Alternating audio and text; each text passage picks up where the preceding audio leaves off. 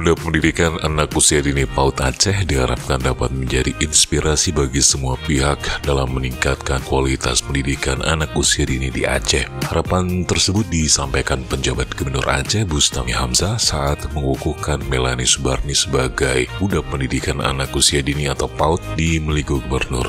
Dalam kesempatan itu Bustami menyampaikan harapannya kepada Melanie yang juga istrinya agar dapat menjadi inspirasi bagi semua pihak dalam meningkatkan kualitas pendidikan anak usia dini di Aceh. Bustami menjelaskan usia dini adalah masa emas dalam tumbuh kembang anak. Masa emas ini adalah saat penting di mana fondasi yang kokoh akan membentuk karakter dan potensi anak-anak. Pada masa ini otak anak sedang mengalami perkembangan yang pesat dengan jutaan koneksi saraf yang dibentuk setiap hari.